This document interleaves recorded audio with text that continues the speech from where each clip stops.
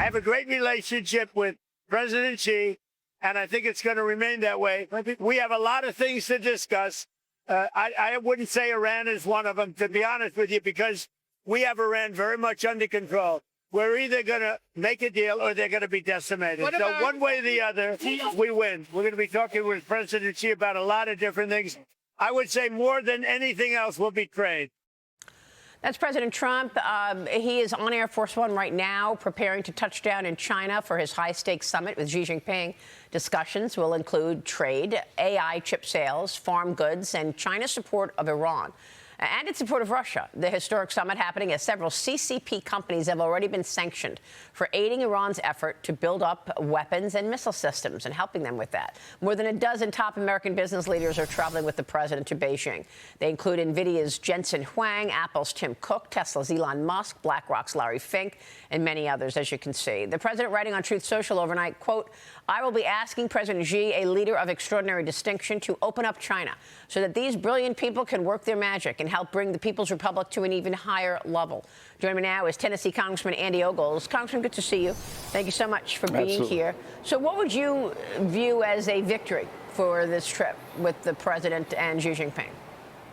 Well, I mean, I think the president stated it, is that this is about opening up markets for American companies and farmers into China. We've seen some restrictions over the last few years, and so to increase those opportunities, to create really, improve that relationship that we have from economic relationship, whilst understanding that China they have their own agenda and at times undermines the United States of America. So there's a lot to unpack there, but obviously President Trump is going in with all of those CEOs to state the position of the United States of America. Yeah, I mean, listen, be careful what you wish for, right? Because That's you right. want more business in China, but what does that mean in terms of American companies and their intellectual property?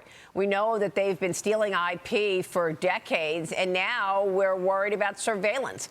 I spoke with Senator Bernie Moreno on Sunday, and he's worried about all the Chinese cars that China wants to send into America. Watch this. These cars have lots of cameras.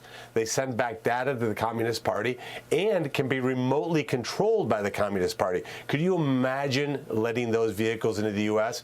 And that's why it's important to get this legislation across the finish line. And I'm certain that President Trump, we can get that to his desk, hopefully by Labor Day. There's anywhere, from half a dozen to a dozen cameras on these cars. So whatever's on those cameras is sent back to the CCP? Yeah, absolutely. So you can imagine somebody working at an Air Force base. They drive in. These things are surveilling the Air Force base. They also know who's driving the vehicle, their habits, where they go, where they come from. We would never allow Americans to purchase surveillance devices from the Communist Party of China, and that's exactly what these automobiles are. So our bill insists that not happen. It hermetically seals the U.S. market. These cars are about 20 to 30% cheaper than most cars because they're massively subsidized. These are basically little Trojan horses that they're throwing all over the globe. So if we were to have a conflict with China at any point, are you saying that the Chinese Communist Party could control those cars and have them go crashing into things all day long? Yeah, these are connected vehicles, so they could actually take over the driving of the vehicle, lock the doors, roll up the windows, and crash the vehicle into sensitive sites. This is the technology that exists in these Chinese cars. We're just not going to let that into our market. Congressman, I want to get your take on that. I mean, these are really sensitive but also fragile conversations, right? I mean, yeah, sure, the president wants to open up China, but what about all the bad behavior from the CCP? Is that going to come up? Yeah. Absolutely. I mean, I think, one of my concerns, so I'm chairman of Cybersecurity for Homeland and of course, AI. And one of the things I get in my confidential classified briefings are those constant threats and incursions from the CCP. And so they steal our IP. They're constantly trying to look for that market advantage, that competitive edge, and they do so by stealing. So be careful what you ask for. Like you said, it can be, and I quite frankly think it is, a Trojan horse. And so as we move forward, you move forward with caution and understanding it's America first, it's Americans first, not China first. Meanwhile, let's talk about the business at hand there in Washington. House and Senate appropriators warning about plans to funnel a massive portion of the Pentagon's $1.5 trillion budget request through reconciliation. saying that the defense priorities, including the Golden Dome missile defense shield, need stable, reliable funding. Watch this. Reconciliation should be a supplement to, not a substitute for. Political realities will not always allow for party line budget reconciliation. And if the department's top priorities aren't built into annual appropriations, we're actually taking a big risk. The department is right to make Golden Dome munitions and the F-35 program and drone dominance top priorities. But these key lines of effort only work if we put them on solid fiscal footing. Wow, Mitch McConnell still there. What's your take on this? I mean, you've got to fund defense through reconciliation. The Senate preparing a vote on a proposal to block lawmakers from receiving pay during a government shutdown, Congressman. But where are you on these reconciliation packages? Well, really the only reason why we haven't gotten some of these funded is because of the gridlock in the Senate. The House is doing its job, so reconciliation is that mechanism that we can use to get it across the finish line.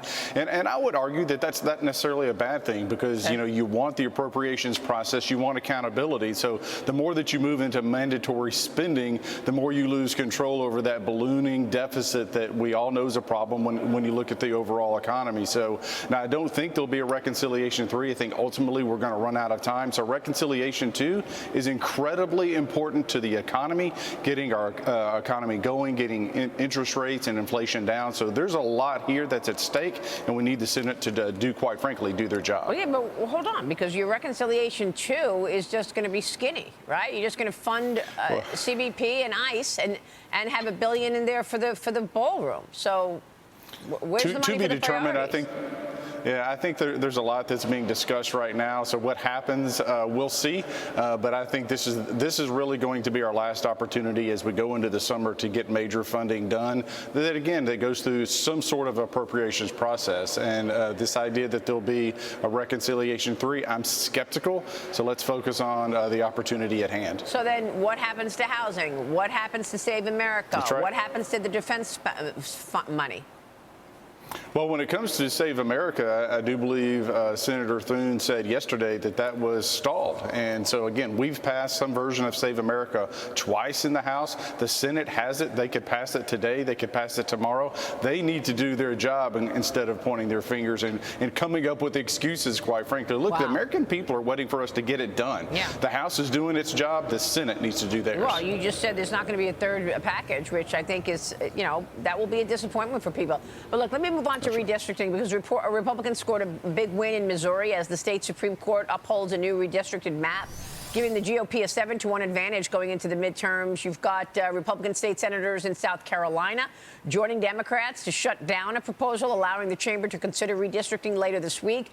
And then in Tennessee, lawmakers approved a new congressional map splitting Memphis into 3 Republican-leaning districts, ending the city's longstanding single Democrat House seat. Congressman, a new lawsuit is already challenging that Tennessee map, by the way. What do you expect all this redistricting news to do for the midterms?